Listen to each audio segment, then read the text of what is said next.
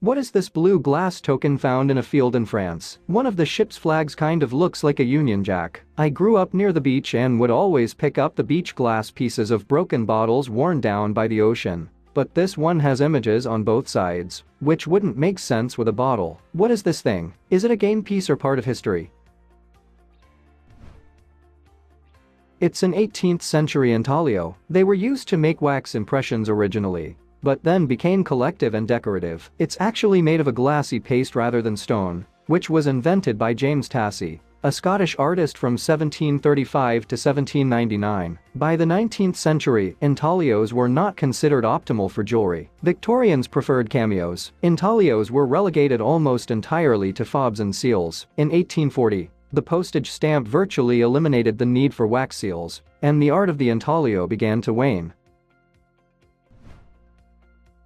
What is this bucket thing on the nightstand of my ranch-themed Airbnb? It's a wooden bucket with a slightly angled opening on top, with two spigots coming out the side. It's about 1 foot tall, and for some reason a chain going into the nightstand. My initial thought is some kind of antique bedpan, but that seems weird for an Airbnb. What is it? It's a 19th century water canteen. These canteens were often used by farm and orchard workers as a portable water source. This was suspended under a wagon to keep it shaded and cool. It's also useful in taking home portions of harvested liquids.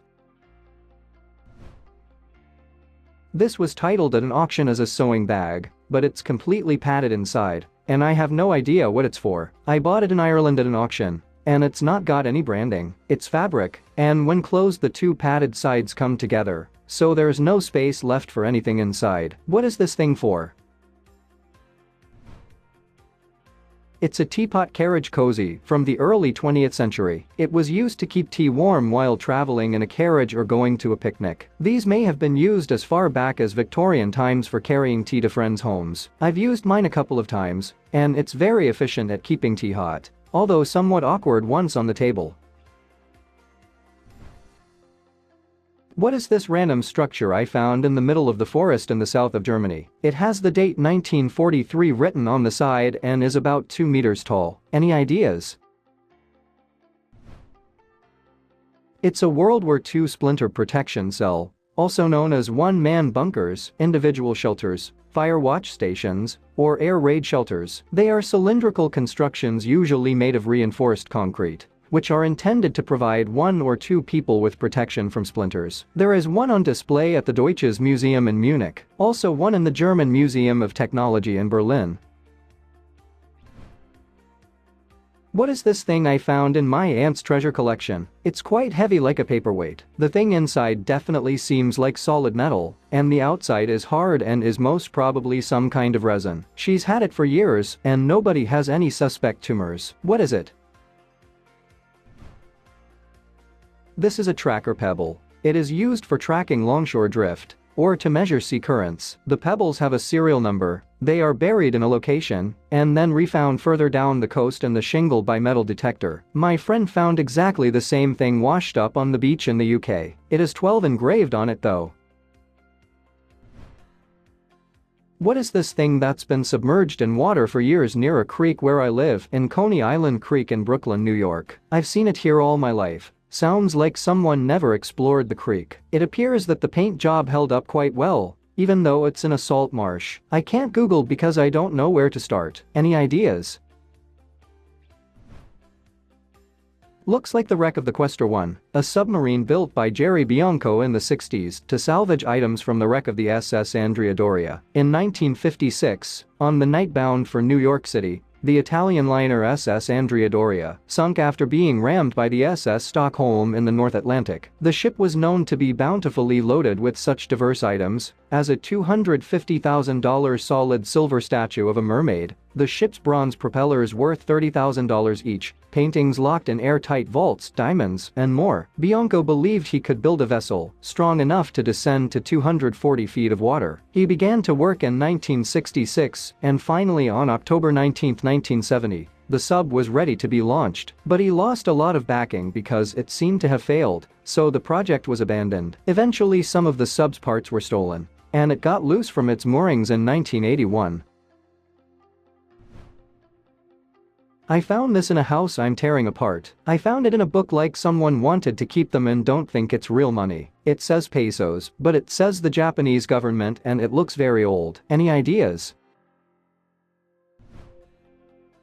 It was the money from the Philippines when it was occupied by Japan in 1941. During World War II, the occupying Japanese government issued a fiat currency in several denominations. This is known as the Japanese government-issued Philippine peso. The Japanese government outlawed the possession of guerrilla currency and declared a monopoly on the issuance of money, so that anyone found to possess guerrilla notes could be arrested or even executed.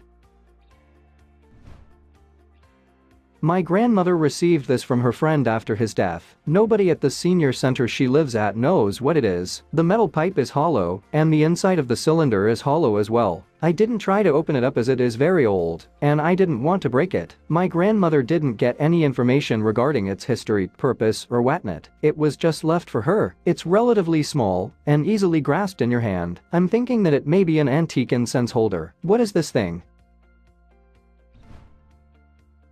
That's a Chinese Qing dynasty opium pipe, probably 19th century. I think the language on the site is Manchu, which is used by the nobilities during Qing dynasty. That was the period when opium was most prolific. Also, ivory opium pipe isn't cheap. It probably belonged to someone in the upper class.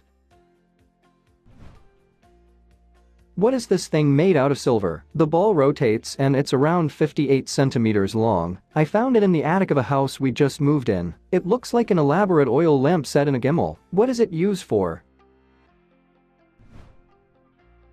It's an Edwardian table cigar lighter with a long antelope horn handle and a silver spherical lighter and a gimbal mount with a wire work frame. Made in London in 1905 by Joseph Braham. That ball is basically an oil lamp. You put lamp oil and a wick in it, and it just keeps burning. It's hinged so the lamp stays upright. I bought this thing years ago in a flea market, but never knew what it was. I just thought it looked cool. It's approximately 6 1/4 inches long by 3 1/4 inches wide. The center globe piece spins and is weighted at one end, so even if you give it a spin, it always ends up with the 10 facing up. The numbers are 10 to 130 in increments of 10. It's felted on the bottom with a wood base. Most of it is metal, but the globe does kind of squish at the sides if squeezed, almost like a thin aluminum or tin that has been embossed. Any ideas would be awesome. Please tell us in the comments. Thanks for watching. Let's make life fun.